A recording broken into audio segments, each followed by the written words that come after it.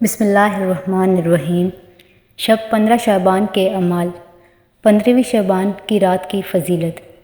روزی تقسیم ہونے کی رات، زندگی کی میعاد مقرر ہونے کی رات، حج پر جانے والوں کے نام لکھے جانے کی رات، کبینہ بالقلب کی بکریوں کے بالوں سے زیادہ تعداد میں گنہگار افراد بخشے جانے کی رات، ملائکہ کے زمین مکہ پر نازل ہونے کی رات۔ یہ بڑی بابرکت رات ہے۔ امام جعفر صادق فرماتے ہیں کہ امام محمد باقر سے شعبان کی رات کے بارے میں پوچھا گیا تو آپ نے فرمایا، یہ رات شب قدر کے علاوہ تمام راتوں سے افضل ہے۔ بس اس رات تقرب الہی حاصل کرنے کی کوشش کرنا چاہیے۔ اس رات خدائے تعالیٰ اپنے بندوں پر فضل و کرم فرماتا ہے اور ان کے گناہ معاف کرتا ہے۔ حق تعالیٰ نے اپنی ذات مقدس کی قسم کھائی ہے کہ اس رات وہ کسی سائل کو خالی نہ لوٹائیں گے، سوائے اس کے جو معصیت و نافرمانی سے متعلق سوال کرے۔ خدا نے یہ رات ہمارے لیے خاص کی ہے، جیسے شب قدر کو حضرت رسول اللہ صلی اللہ علیہ وآلہ وسلم کے لیے مخصوص فرمایا۔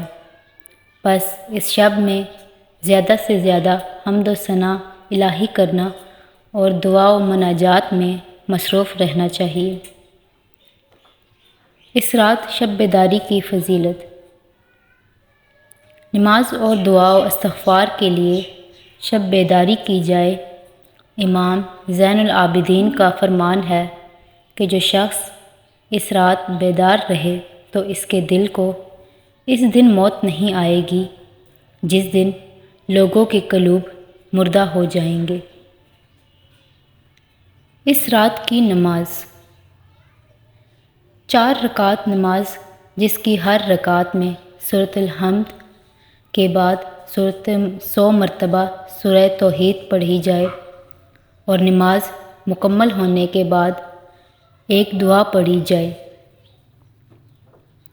اللہم انی الیک فقیر الی یقول القائلون تک پڑھیں۔ اس رات کا سب سے بہترین عمل امام حسین کی زیارت ہے کہ جس سے گناہ معاف ہوتے ہیں۔ جو شخص یہ چاہتا ہے کہ 1,24,000 پیغمبر اس سے مصافحہ کرے تو وہ کبھی بھی اس رات یہ زیارت ترک نہ کرے۔ مختصر زیارت: سلام ہو آپ پر اے ابو عبداللہ، سلام ہو آپ پر اور آل اللہ کی رحمت ہو اور اس کی برکتیں ہوں۔